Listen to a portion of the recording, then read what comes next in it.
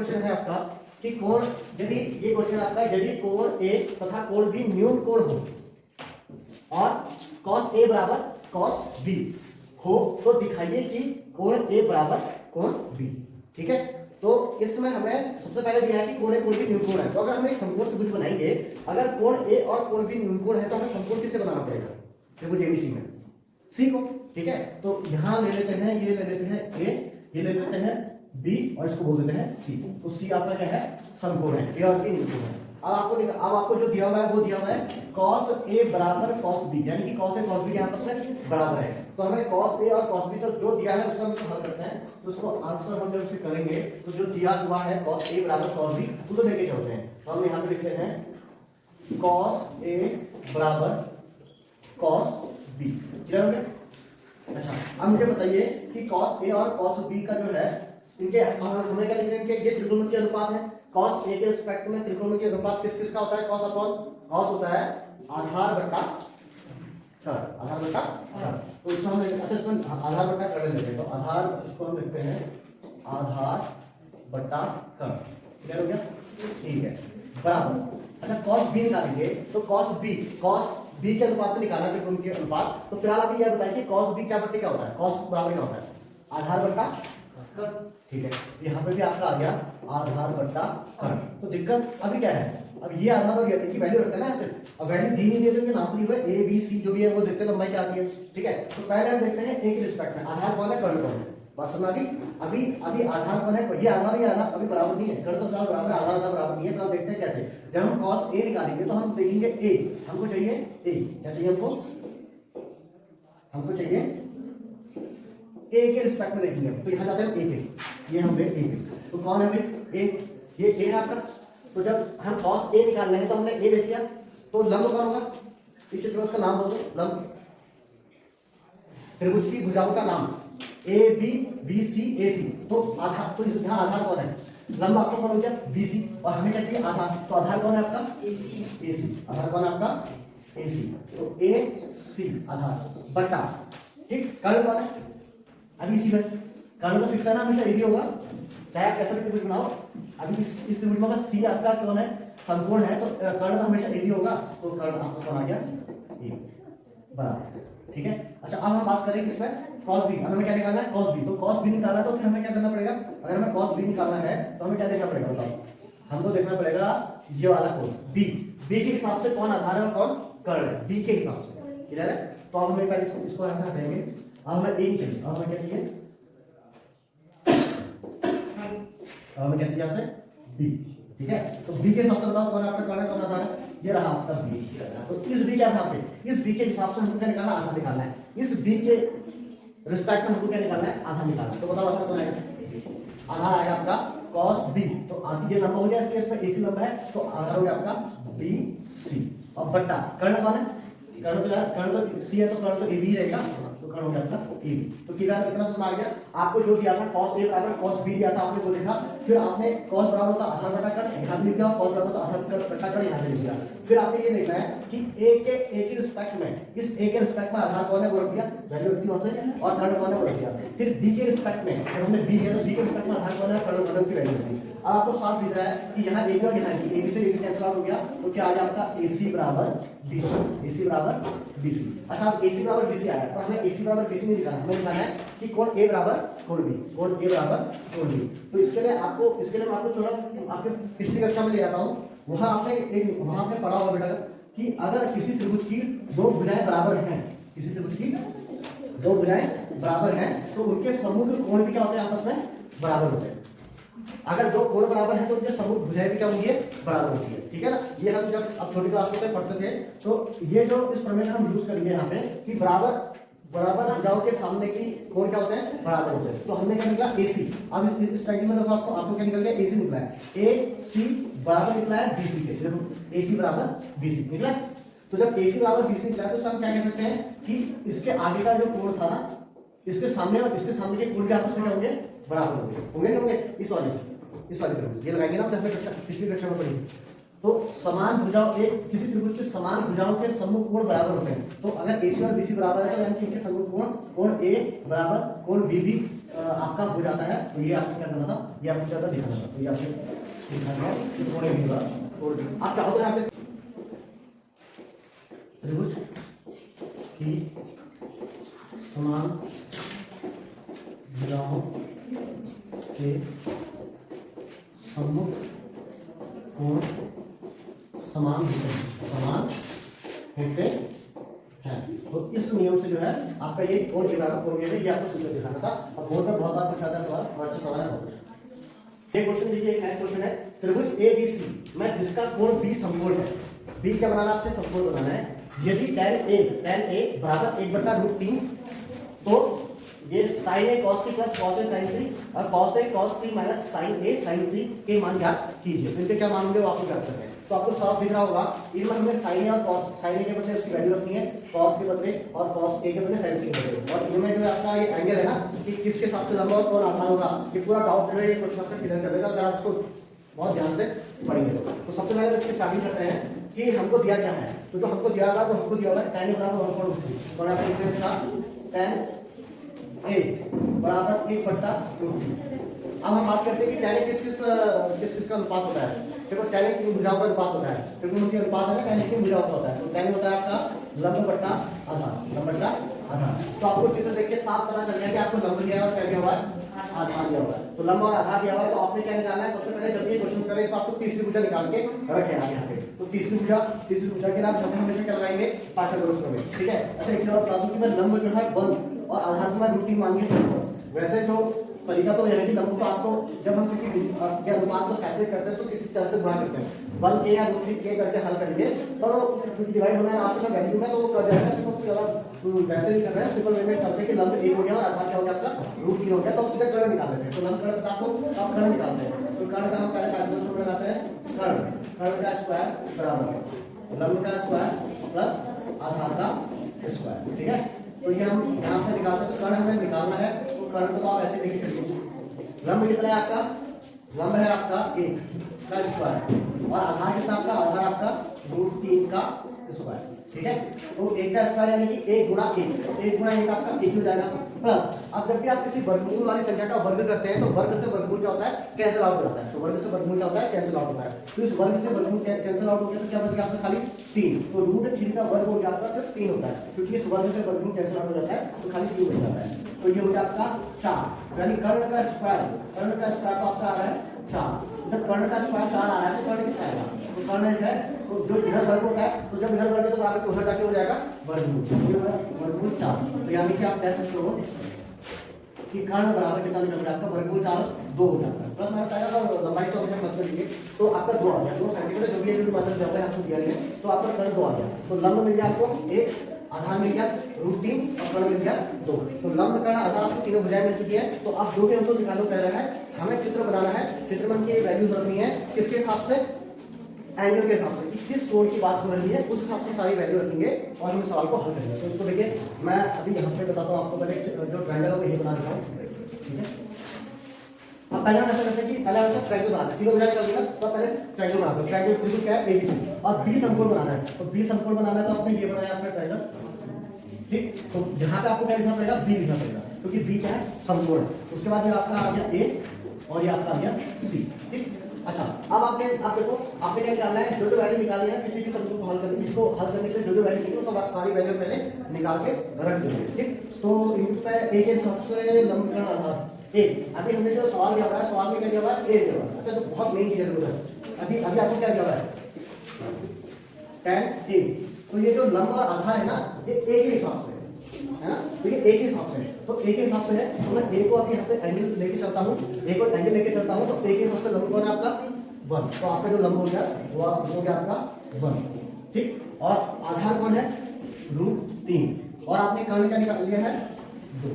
ये किसके हिसाब से निकला है, A के हिसाब से, क्योंकि मैंने देखा कि tan की तो वैल्यू दी है 1/√3 A के हिसाब से दी है, तो मैंने A के हिसाब से यहाँ पे 1 2 ये रख दिए। अब हम जो हमें A वाली वैल्यूज है ना वो सारी निकाल लेते हैं, ठीक है। तो A वाली क्या वैल्यूज है आपकी, A वाली वैल्यूज है आपकी sin A, मुझे चाहिए क्या, sin A, तो मैं यही निकाल देता हूँ sin A। तो sin A बराबर होता है लंब बट्टा कर्ण, ठीक है। जो वैल्यू चाहिए वो सारी वैल्यू निकालता हूँ। sin A के बाद क्या चाहिए मुझे, cos A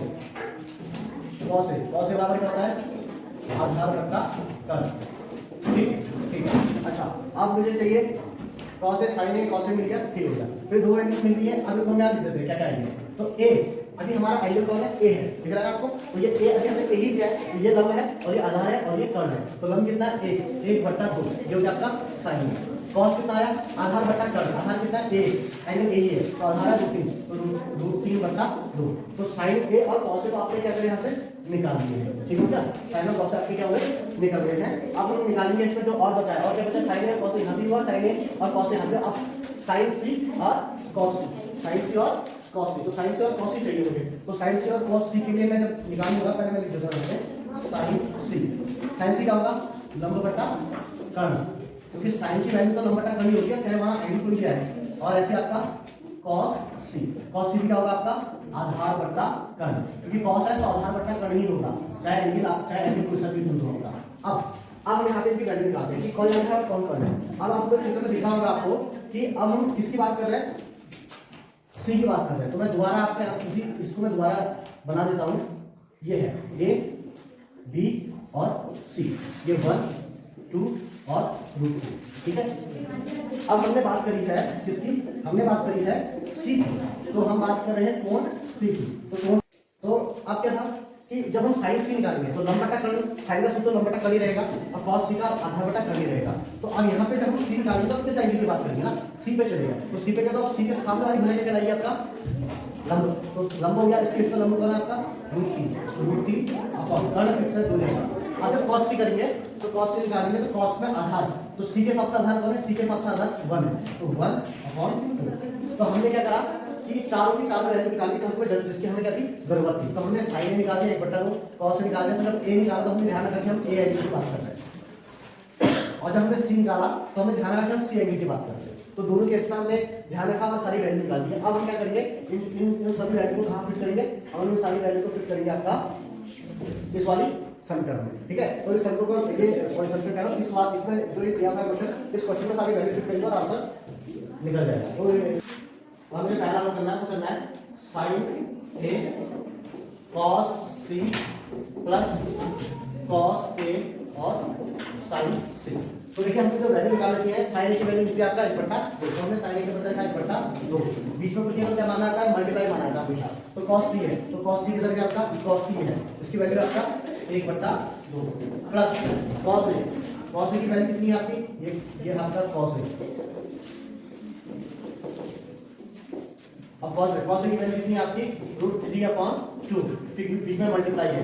साइन सी, तो साइन सी की वैल्यू कितनी है, देखिए साइन सी की वैल्यू √3/2।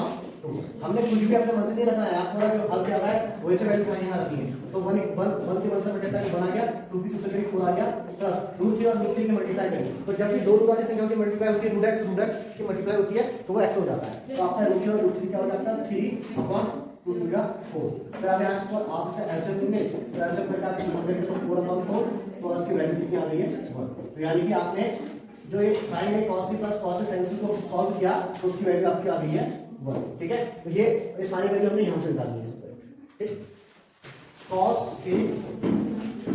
सी माइनस साइन ए साइन सी, ठीक है। तो वैल्यू जो है वो ये है, निकाली गई है। तो कॉस ए की वैल्यू कहाँ है, √3/2, तो कॉस ए के बजाय आएगा √3/2, बीच में मल्टीप्लाई है। कॉस सी आ गया आपका 1/2 माइनस साइन ए आपका 1/2 और साइन सी आपका है √3/2, ठीक है। तो इसको हल करके आप तो √3 और √3 तो √3 आ गया और 2 हो गया आपका 4 माइनस √3 और हो गया √3 और दूसरा 4 √3/4 माइनस √3/4, दोनों का आंसर आ गया आपका 0। तो ये आपका आ गया आंसर। तो ये जो आपका तो एक बहुत अच्छा सवाल है। नेक्स्ट सवाल, इसका आपको क्वेश्चन क्या हुआ है, त्रिभुज PQR में जिसका Q समकोण है, तो Q समकोण बनाना है, ठीक है। तो त्रिकोणों की अनुपात किन कोणों के रिस्पेक्ट में निकल जाएंगे, P के और R के, ठीक है। फिलहाल और आपको जो है PR प्लस QR बराबर 25 सेंटीमीटर, PR प्लस QR बराबर 25 सेंटीमीटर और PQ बराबर 5 सेंटीमीटर है, ठीक। तो sin p cos p और tan p के मान ज्ञात करने हैं। भाई आपने sin p निकालना है, cos p निकालना है, tan p निकालना है, cot p निकालना है, sin r निकालना है, cot r निकालना है, tan r निकालना है, कुछ भी निकालना है ना। p और r के रिस्पेक्ट में कोई सा भी त्रिकोणमितीय अनुपात निकालना है, तो सबसे पहले तो आपको क्या चाहिए, तीनों भुजाएं चाहिए। ठीक है। तो तीनों भुजाएं निकल जाए तो फिर हम जो है वो सारा कुछ निकालेंगे। तो हमारा प्रोसेस है जो हमें काम करना है, तीनों भुजाएं निकालने में काम करना है। तो उसके लिए पहले मैं त्रिभुज बनाता हूँ, पहले पता चला मुझे कौन सी भुजा दिखेंगी है। तो मैंने त्रिभुज बनाया, तो मैंने देखा कि इस त्रिभुज में उसने बोला था पहले ही क्यू समकोण है, तो भाई यहाँ तो मुझे बनाना है, वहां तो बना देना है क्यू। एक को मैं पी बोल देता हूँ और एक को मैं आर बोल देता हूँ, ठीक है। अब जो जो दिया हुआ है उसको पहले लिख लेते हैं हम।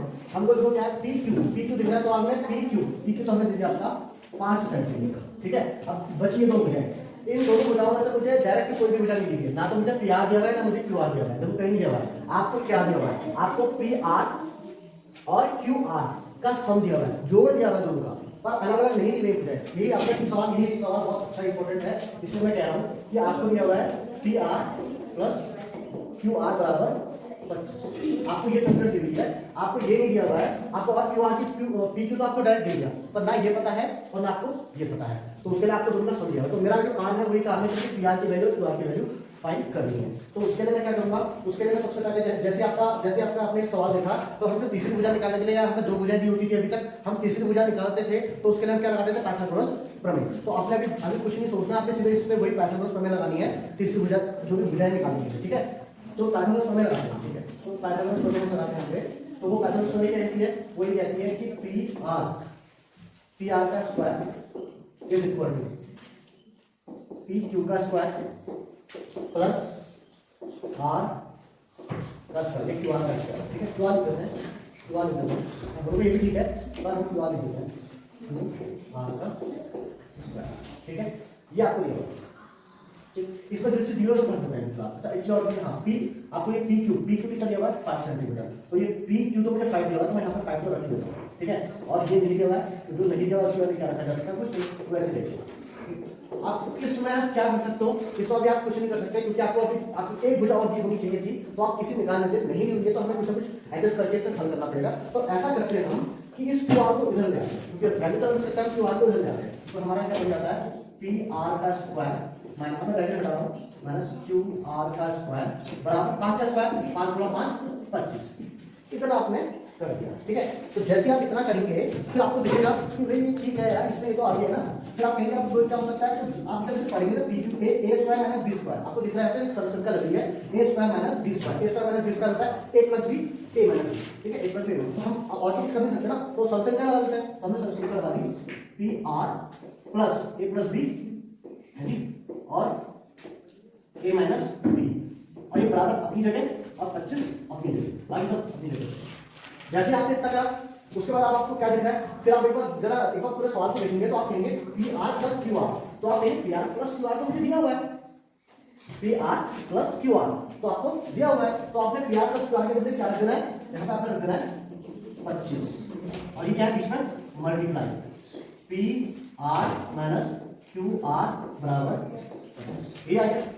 अब इसके आगे क्या करना है, इसके आगे आपको साफ दिख रहा है, क्या क्या कर सकते हो, P R minus Q R बराबर 25, तो ये मल्टीप्लाई में, तो मल्टीप्लाई में बराबर उधर जाके डिवाइड में चले जाता है, तो पी आर अपनी जगह है, माइनस क्यू आर भी अपनी जगह है, बराबर 25 अपनी जगह है, और फिर ये 25 मल्टीप्लाई में था, ये कहाँ चलेगा आपका डिवाइड में, तो ये आपका 25 से 25 करके 1, तो यानी कि आपका P R minus Q R बराबर 1, ठीक है। तो इसको हम बोल देते हैं समीकरण 1 और इसको बोल देते हैं समीकरण 2, तो ये समीकरण 1 हो गई है और ये समीकरण 2 हो गई है। तो इन दोनों समीकरणों को मुझे हल करके, क्योंकि देखो दो समीकरण है, पी आर सो भी है, पी आर सो भी है, ठीक है, और पी क्यू आर सो भी है, क्यू आर सो भी है, और दोनों समीकरणों को हल करके मैं विलोपन विधि से हल कर लेते हैं। आप प्रतिस्थापन विलोपन विधि से भी हल करें और आप पी आर और क्यू आर को अलग अलग जो निकाल देंगे तो हमारे पास पी आर भी मिल जाएगा, क्यू आर भी मिल जाएगा। बस यही हमारा सबसे मेन काम है, जैसे हमारी वैल्यू मिलेगी वैसे हम अपने जितने भी हमारे कीमती अनुपात है वो सारे याद कर लेंगे, तो ठीक है। तो अब इस आगे हम क्या करते हैं, हम समीकरण 1 और समीकरण 2 को लिखकर इसको विलोपन विधि से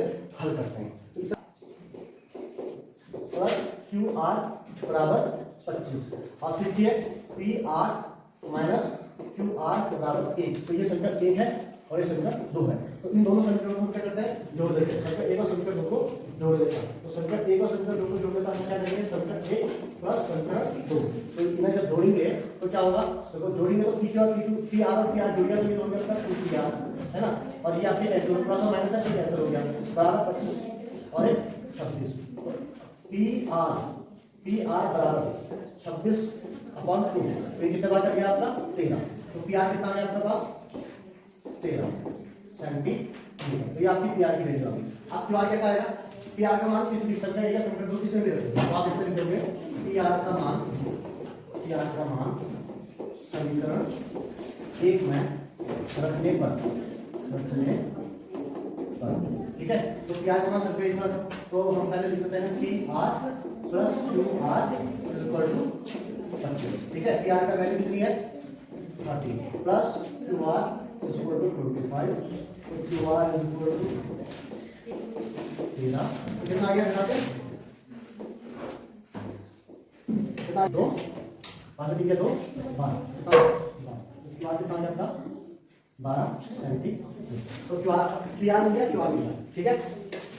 तो हमको जो है जो चीज उस हमसे पूछी थी, उस हमसे क्या पूछा था, उसमें साइन पी कॉस पी और टेन पी, ठीक है ना, साइन पी कॉस पी और टेन पी। तो हम ये निकालते हैं साइन पी कॉस पी और टेन पी निकालते हैं, तो उसको निकालेंगे हम साइन पी, ठीक।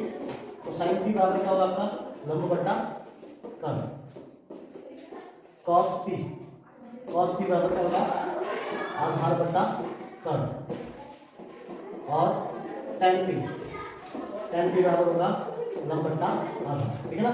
तो ये सारी वैल्यू निकालने से पहले ये ध्यान देना पड़ेगा कि मेरे त्रिभुज में कौन क्या क्या आ चुका है। उसी को मैं बना देता हूँ, ये बना हुआ है पी क्यू आर, ठीक है। तो पी क्यू आर बना हुआ आपका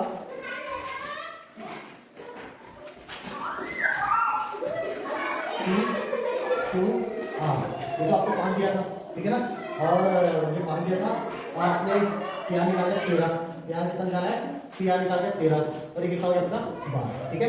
अब क्या बोलते हैं पी के हिसाब से आपने क्या निकाला है, आपका जो तीनों कोणों में कोण आपका पी है, ठीक है। तीनों आपका जो एंगल है वो आपका है पी, तो पी के हिसाब से आपको लंब कर्ण आधार ये निकालने हैं। तो पी के हिसाब से लंब कौन है 12, तो 12/13 ये आपका आंसर आ गया।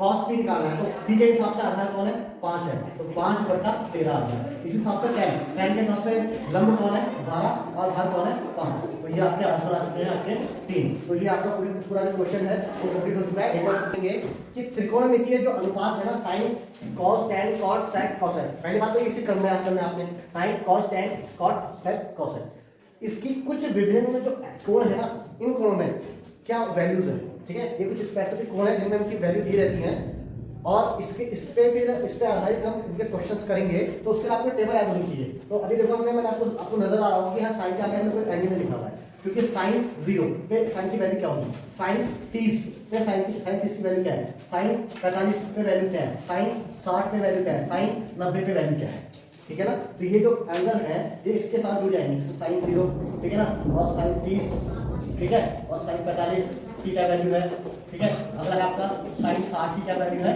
और ऐसे साइन 90 की क्या वैल्यू, और थीटा के बदले जो है ये वैल्यू बदल रही है। तो इनपे क्या वैल्यू होती है, तो इसको हम पूरी टेबल को करने के लिए सबसे पहले जो साइन 0 है, साइन 0 की वैल्यू होती है 0 से स्टार्ट होती है। न्यूनतम वैल्यू क्या हो गई 0, और अधिकतम वैल्यू क्या होगी इसकी 1, क्या होगी अधिकतम वैल्यू 1, न्यूनतम वैल्यू 0, अधिकतम वैल्यू 1। तो जो साइन की वैल्यू है 0 से 1 के बीच में चलना है, ठीक है। तो ये कितना याद हो गया आपको, ठीक है। फिर साइन 30 की वैल्यू आपको याद करनी है 1/2 हो जाएगा। उसके बाद साइन 45 की है 1/√2, और साइन 60 की होती है √3/2। बस आपको ये लाइन याद करनी है। बाकी जो साइन वैल्यूज है ना वो इससे ही आ जाएगी। समझ रही बात, कितना याद हो गया, साइन 0 से लेके साइन 90 1, तो 0 से 1, फिर 0 और 1 का आधा, फिर आधे में आपका 1/√2 आ गया, फिर √3/2 आ गया। अगर आप ये लाइन याद कर सकते हैं तो बाकी सारी वैल्यूज की बहुत आसानी से निकल जाएंगी। कैसे निकलेंगी देखिए, साइन जब आपको कॉस निकालना है ना, तो आपने क्या करना है, यहां से शुरू करना है। देखिए 0, 1/2, 1/√2, √2/1 और 1, तो 1 आ जाएगा आपका इधर, और √3/2 आ गया आपका इधर, 1/√2 अपनी जगह, 1/2 इधर, और 0 इधर। क्या ये मुश्किल है, आसानी से आ गया। साइन आपने रखा, साइन की वैल्यू आपको याद करनी है, रख दी है। फिर 1 आ जाएगा आपका इधर, ये वैल्यू आएगी, जो 60 वाली वैल्यू हो 30 पे आ गई, 45 वाली 45 की जगह रही, 30 वाली 60 पे आ गई, 0 वाली 90 पे गई। तो कौन से याद होगा आपको, कुछ अलग रखना नहीं है, बस समझते हुए करना है। अच्छा ठीक है, अब इसके बाद आते हैं tan। तो देखिए यहाँ पे लिखा हुआ है tan थीटा बराबर क्या होता है, sin थीटा बटा अगर मैं साइन बट्टा कॉस करूँ तो मुझे टाइम मिल जाएगा, ये तो मतलब होता है इसका कि साइन अपन कॉस करता हूँ तो मुझे टाइम मिल जाता है, साइन और कॉस के बट्टे कर दो टाइम मिल जाएगा, तो टाइम ये है तो टाइम निकालना है, तो साइन 0 बट्टा कॉस 0 कर दो, इनका बट्टे कर दो और क्या आ जाएगा, तो 0 बट्टा 1 कितना आ गया आपका 0, फिर 1 बट्टा 2 साइन बट्टा कॉस, फिर 1 बट्टा 2 बट्टा √3 बट्टा 2, तो इसको हल करके कितना आएगा, देखो 2 से 2 कैंसिल हो गया, ऊपर 1 है ना, आप ऐसे कर सकते हो 1 बट्टा 2 भागा √3 बट्टा 2, तो इसको हल करते क्या करते हैं 1 बट्टा 2 गुणा 2 बट्टा √3, ऐसे तो होता है 2 से 2 कट गया 1 बट्टा √3, तो क्या आ गया 1 बट्टा √3, 2 से 2 कट गया 1 ऊपर है √3 नीचे है, ऐसे समझ सकते हो आप, हो गया। फिर ये क्या आता है वही होता है साइन बट्टा कॉस होता है, यानी कितना बट्टा इसका, तो 1 बट्टा √2 बट्टा 1 बट्टा √2, इसको से भागा निकाल कितना आएगा 1 पूरा पूरा कट गया 1, अब इधर भागा दे रहे हैं तो √3 अपॉन 2 बट्टा 1 बट्टा 2, तो 2 से 2 कैंसिल हो गया, ऊपर √3 बट्टे में 1 है तो √3 बट्टा 1 हो जाएगा, और √3 बट्टा 1 को हम 1 को बट्टे के नीचे 1 को लिखे ना लिखे, ठीक है ना, तो √3 बच गया नहीं बच गया, √3 बट्टा 1 को आप √3 लिख दोगे, ठीक है ना, वर्गमूल 3 ऐसा होगा ना, इसको आप करोगे यहाँ पे तो कैसे होगा, देखिए मैं करके बता रहा हूँ आपको, सारे डाउट क्लियर हो जाएंगे आपके, ये तो समझ आ गया आपको। अब देखिए इसको भागा दे रहे हैं तो √3 बट्टा 2 भागा 1 बट्टा 2, तो भागा को कन्वर्ट करने के लिए क्या करते हैं गुणा में 2 बट्टा 1, 2 से 2 कैंसिल हो गया, √3 अपॉन 1 आया और √3 अपॉन 1 तो √3 तो लिखेंगे है, तो √3 अब आता है 1 बट्टा 0, तो 1 बट्टा 0 कभी भी आपको 0 से किसी को भागा देते हैं तो अनिर्धारित इसे नहीं, क्योंकि भागा नहीं आता है 0 से, तो ये अनिर्धारित आ जाते हैं यहाँ पर, ठीक है, या अपरिभाषित आपको से आ गया अनिर्धारित, तो आपने क्या निकल गया tan निकल गया, तो tan कैसे निकालते हैं यहाँ देखो, tan आता है sin बट्टा cos, 0 बट्टा 1 0 हो जाता है, तो 0 को अगर आप किसी भी संख्या 0 को आप किसी भी संख्या से भागा दो तो वो 0 ही हो जाता है, और किसी भी संख्या को अगर आप 0 से मतलब आप x 0 को आप किसी भी संख्या से भागा तो 0 आएगा, और x यानी किसी भी संख्या को आप 0 से भागा दोगे तो वो अनिर्धारित है, और ऐसा ठीक हो गया, तो हमने लिख दिया, तो 0 बट्टा 1 आपका 0, 1 बट्टा 2 बट्टा इतना, तो 2 से 2 कैसे हो गया 1 बट्टा √3, इसे पूरा करके 1 आ गया, इससे 1 जब भागा दे तो 2 से 2 कट गया, √3 बट्टा 1 और √3 बट्टा 1 को आप 1 लिख सकते हो, और 1 को आप 0 से भागा दोगे अनिर्धारित, ठीक है। अच्छा अब आता है कॉट कैसे आएगा, कॉट आने के लिए आपको कुछ नहीं करना, जैसे आपने साइन के लिए कॉस निकालने के लिए आपने साइन को इधर से लिखना शुरू करा, वैसे इधर से लिखना शुरू कर दो, अनिर्धारित आएगा इधर आपका, अनिर्धारित आ गया आपका इधर, ठीक है।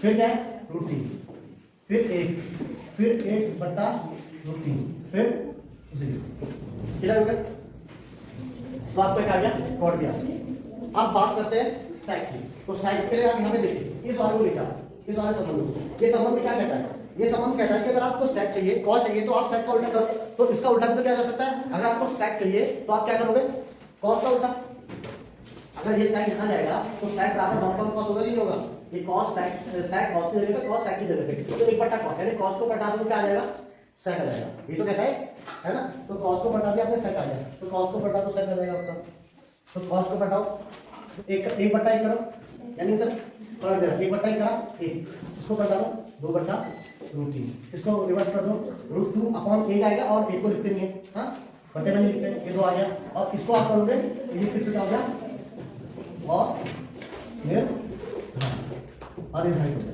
तो आपका ये भी आ गया सेक आ गया।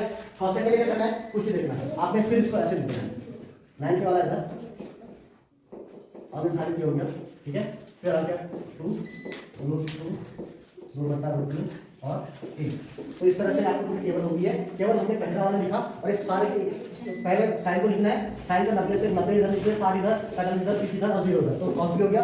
फिर tan निकालना है, तो tan के लिए क्या करना है साइन अपॉन cos, यानी इनको अपॉन कर देना है tan आ, cot कैसे निकालना है, फिर 90 वाले को उधर 60 वाले को उधर 45 को उधर 30 को उधर 0 को उधर, cot क्या आ गया, फिर sec की जरूरत है, तो sec क्या होगा cos का उल्टा, देखिए इधर sec क्या हो गया आपका cos का उल्टा, तो sec हो गया cos का उल्टा, यानी cos का उल्टा करो 1 बट्टा 1 है ना, 1 बट्टा 1 को प्लस 1 आ गया, ठीक है। इसको प्लस कीजिए, इसको प्लस कीजिए, इसको प्लस कीजिए, और 0 बट्टा 1 हो जाएगा, 0 बट्टा 1 रहेगा तो सॉरी ये 0 बट्टा 1 है ना, तो 1 बट्टा 0 हो जाएगा अनिर्धारित। फिर cos कैसे लिखा, ये इधर ये इधर ये इधर ये इधर, और तो सब केवल आपको रखनी है, आपको समझनी है, अगर आप समझते करेंगे तो केवल आपको आसानी से याद हो जाएगा, ठीक है।